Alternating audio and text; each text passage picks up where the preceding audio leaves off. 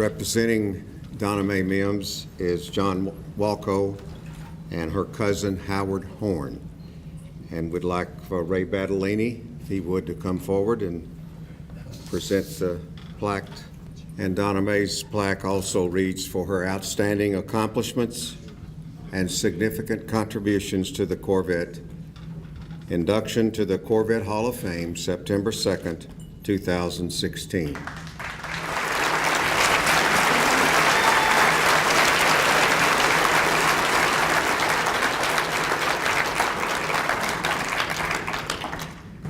It's a privilege and an honor to be here at the Bowling Green to note the occasion where the Corvette community does acknowledge and reward Donna Mae for her efforts on behalf of the Corvette. Born in Pittsburgh, PA, to the north side of Pittsburgh. So if you're a Pittsburgh person, hey, anybody within usually 100 miles of Pittsburgh is from Pittsburgh. It's a melting pot. It's always been a melting pot, but the north side of Pittsburgh, that's usually one of the more rougher areas. And she used to talk about stories of where she grew up there before moving up in the hill in the West End, up to Dormont, where the high-class people lived. And it was a hard life. It was a really hard life. But she grew up, met Mike. You saw a little bit on the video about how we got the Corvette because none of the in-laws could fit. That was a true story, and she told me that firsthand. I never got that one secondhand. But okay, so they get the Corvette, meet Don Yenko, do a couple of events with Don Yenko. He talked them into the 58 with the fuel injection because that was a new big deal, and the way they were off racing. She also found out that she was a far better racer than her husband was, that she beat him on a regular basis, and it also got noted by the other guys. And here she is, beating the guys, ones that thought they were the hot shoes at the time, and she's out there doing what she had a natural ability to do, which was to actually drive a car. She's being inducted as an enthusiast, and she qualifies very well for being an enthusiast. She worked all the parts of being a Corvette person, but she was also held her own on the driving end of it. Yes, there was driving a Bug-Eye Sprite when she won the championship, but that was a car that was found literally, okay, we're going racing with Dick Thompson, we're going racing with Don Yenko, we're going racing with Ed Lauder and a couple others, and we're going racing, but Donna Mae's coming along also, if she could drive. So let's put her in a class where she's not going to compete with us. Let's put her in a class where she's going to compete something else where she might actually be, have an edge. So they find the Bug-Eye Sprite. The Bug-Eye Sprite, formerly owned by a gentleman in Pittsburgh named Jim Salt, who the polio guy. But he had the Sprite, and he turned it in, and they located his car, and that's the one they went racing with. Had to be pink. Everything that she was involved with had to be pink. Her dog that was originally a white poodle.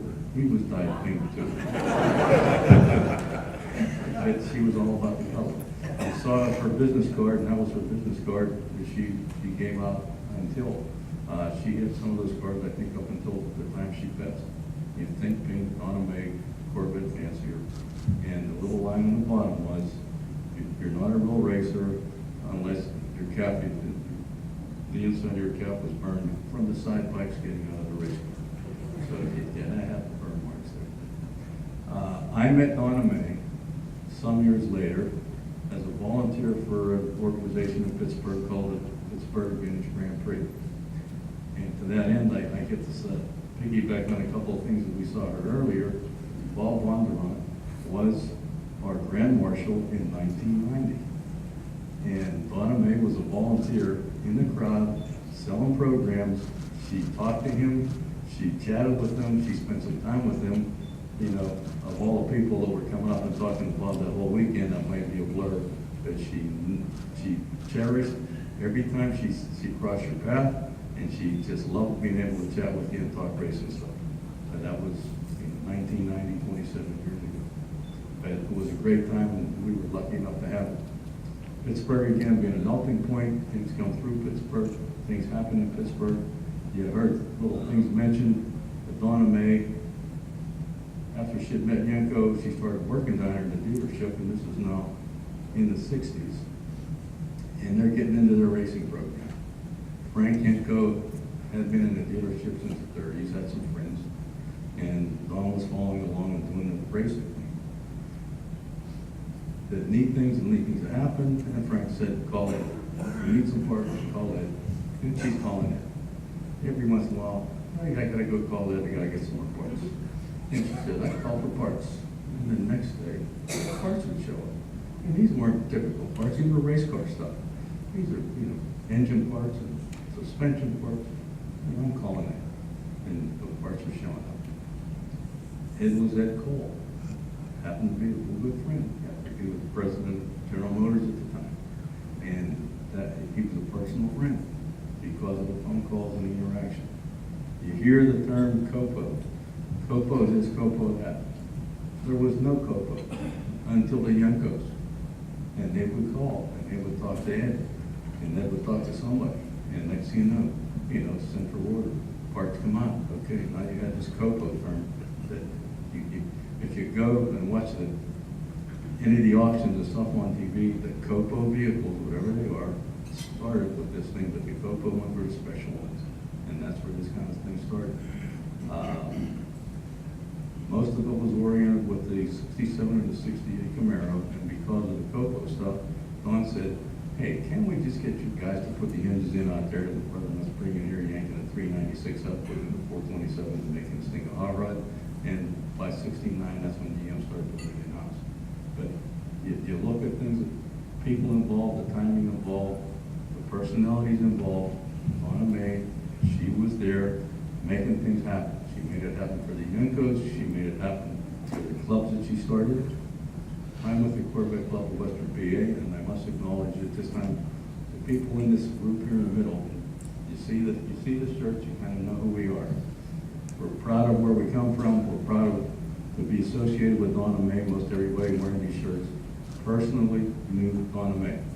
The first club is the Corvette Club of Western Pennsylvania. We have the president here, Frank Paula. Would you please stand, Frank?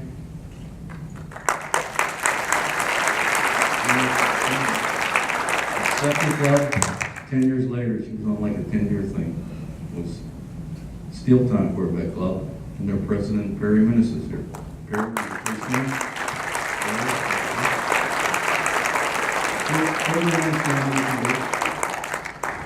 Please remain standing.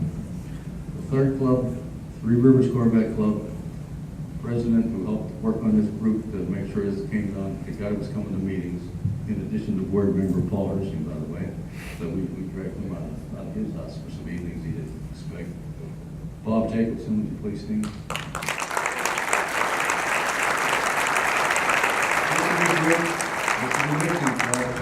We're in the Pittsburgh area, sometimes we get along better than other times, but when push comes to shove, we're Pittsburghers, we appreciate it. We thank you for recognizing one of our fellow Pittsburghers, and with Donna Mae Mims, so the group, if you would, hey,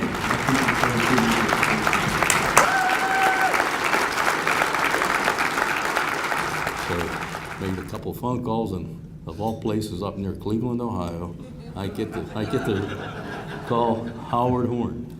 Howard, mother and Donna Mae were very close first cousins, and Howard is one of the last of his generation, he and his sister, but he's got a younger one coming up, so there's still some blood hanging out there, I gotta admit, Howard was one of the guys making us feel easy during the Reagan administration when he was flying jets off of carriers out in the Indian Ocean and the Mediterranean and doing that kind of stuff, but he was nice enough to take some time to prep his 85 Corvette, which runs better than most 85 Corvettes that I've seen, and drive it down here for this weekend. And I'd like to turn this over to Howard if I can. Sure.